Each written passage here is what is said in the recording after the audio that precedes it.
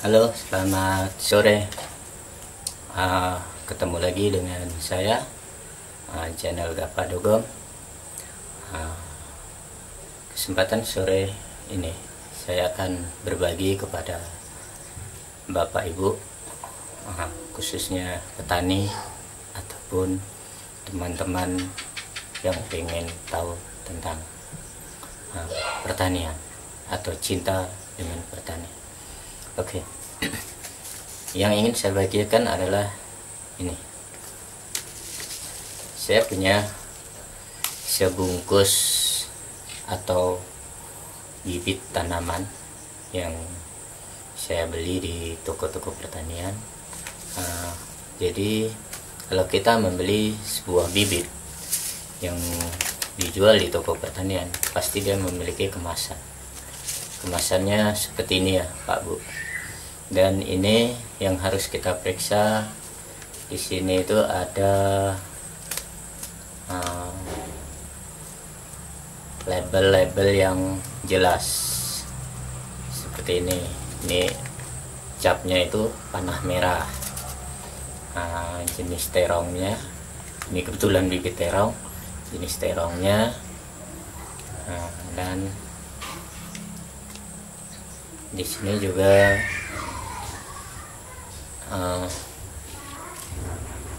peringatan-peringatan dari production atau si pembuat bibit ini, atau lebih mengenai lagi, itu sebenarnya ini disebut benih, tapi tidak tahu sekarang atau orang lebih mengenal dengan sebutan bibit, karena sewaktu saya belajar pertanian dulu yang dikatakan bibit itu sudah berupa tanaman yang siap ditanam.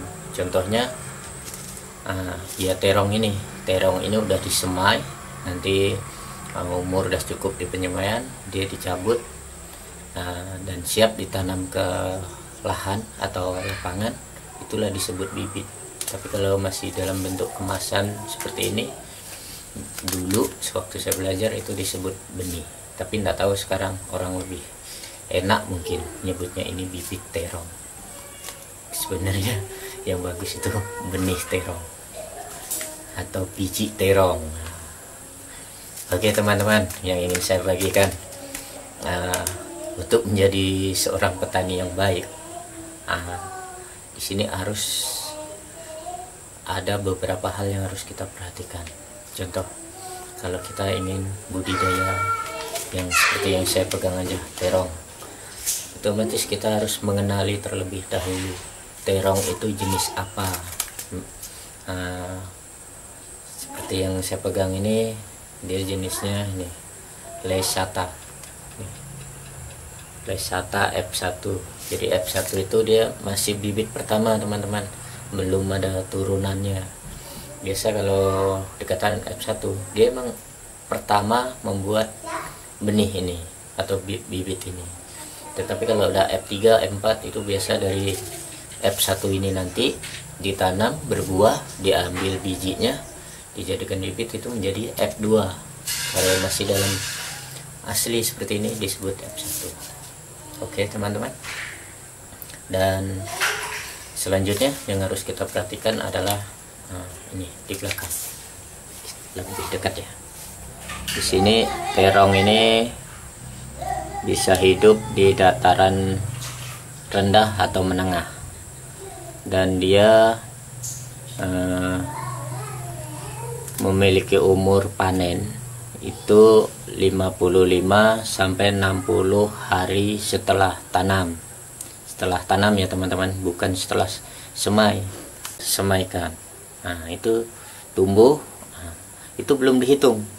Tetapi setelah semaian umur 23 sampai 25 hari kita cabut dan kita tanam, itu baru kita hitung. Jadi setelah 55 sampai 60 hari baru menghasilkan. Itu untuk umur panen. Dan selanjutnya buah ini itu memiliki bobot 90 sampai 100 gram. Nih teman-teman, kelihatan 90 sampai 100 gram. Jadi kalau tanaman Bapak Ibu atau teman-teman yang ada di rumah tidak mencapai 100 gram, itu berarti perawatannya kurang optimal. Dan di sini potensi hasil untuk bibit Lesata F1 ini, dia berpotensi dalam 1 hektar itu bisa mencapai 60 sampai 70 ton per hektarnya. Cukup menjanjikan budidaya terong, karena 1 hektar bisa 60 sampai 70 ton. Tapi dengan syarat budidaya dan perawatan yang maksimal. Dan di sini bibit ini memiliki daya tumbuh 80%.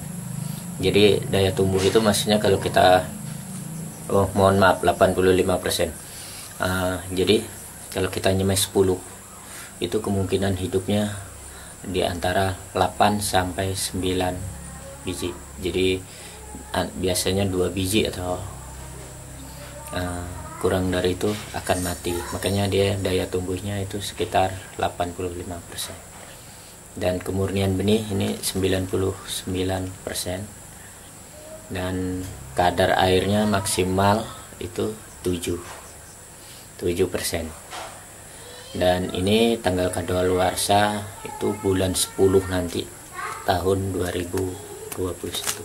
Ini perlu teman-teman, karena biasa Bapak Ibu petani yang khususnya terjadi di daerah saya, kadang orang bertanya, kok bibit ini disemai tidak tumbuh. Saya sambung lagi. Tadi sampai di kadaluarsa ya. Seperti yang saya sampaikan tadi, di sini kadaluarsa itu 21 Oktober.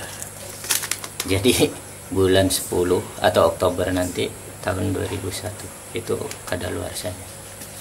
Jadi seperti yang saya sampaikan tadi, di daerah saya atau petani-petani saya itu mengatakan beli bibit, dia setelah disemai katanya banyak tidak tumbuh. Jadi ternyata setelah saya cek dan saya lihat tanggal kadaluarsanya atau bulan kadaluarsanya, ternyata dia sudah lewat teman-teman. Ini berpengaruh sekali. Tetapi yang perlu kita ketahui teman-teman, khususnya Bapak Ibu petani, kalau kita beli benih kadaluarsa, kalau masih sebulan, 2 bulan, 3 bulan, itu jangan khawatir, dia masih tumbuh. Cuma yang menjadi masalah di sini teman-teman, di yang daya tumbuhnya.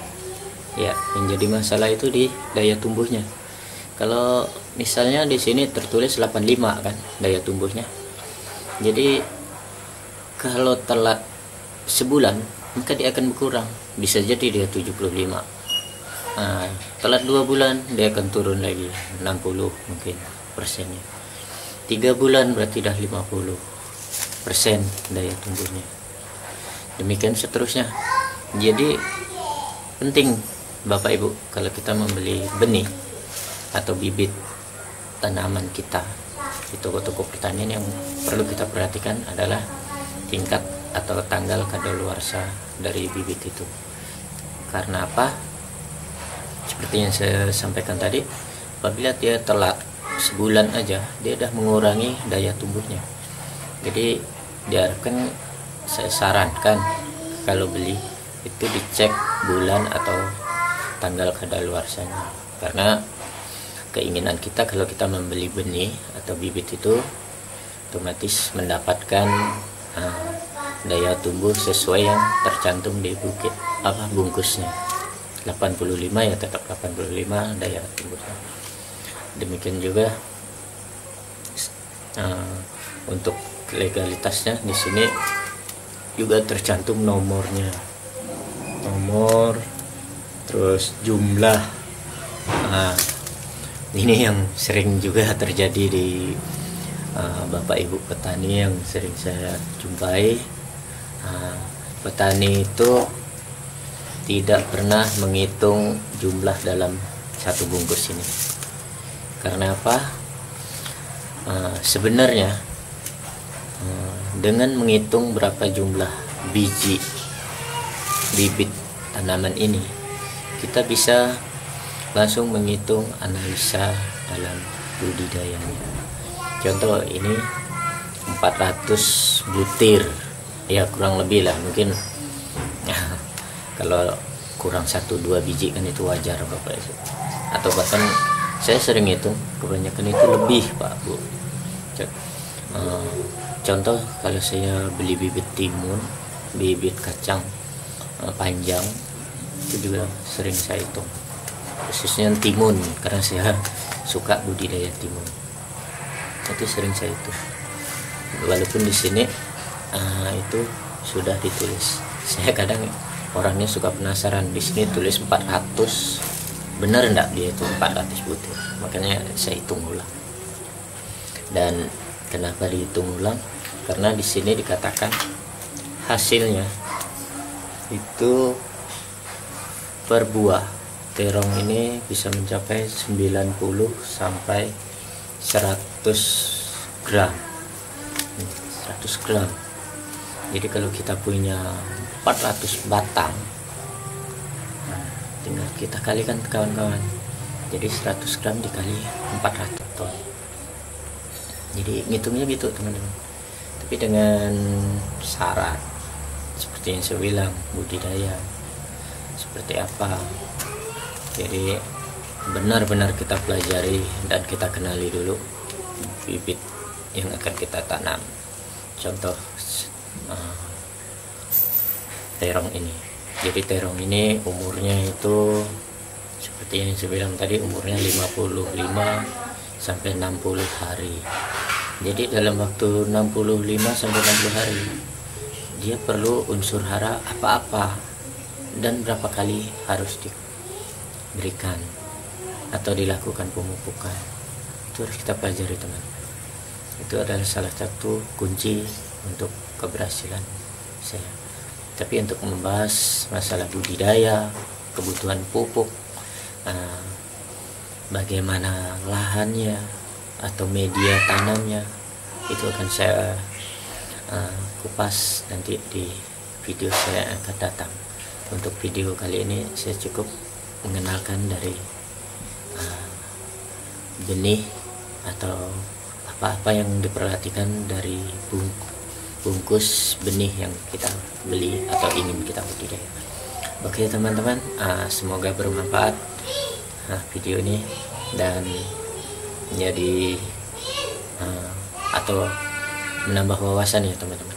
Jadi atau mengingatkan Bapak Ibu petani atau teman-teman semua yang ingin beli benih, itu yang harus kita perhatikan terlebih dahulu, dan jangan sampai salah nanti benih-benih yang teman-teman beli tanpa dilihat tanggal bulan kadaluarsanya, jadi teman-teman yang merugi dan teman-teman langsung mengambil kesimpulan bahwa benih ini tidak bagus karena daya tumbuhnya tidak sesuai yang tertulis. Tetapi karena itu sebenarnya kurang telitinya dari Bapak Ibu dan teman-teman ketika membeli benih tidak memperhatikan tanggal bulan kadaluarsanya.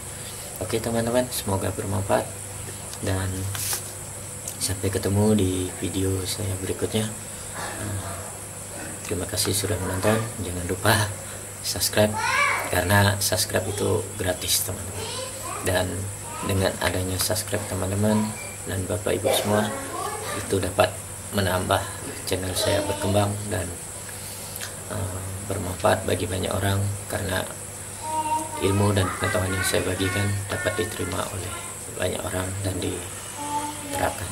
Terima kasih, salam sukses untuk para petani kita. Tuhan Yesus memberkati.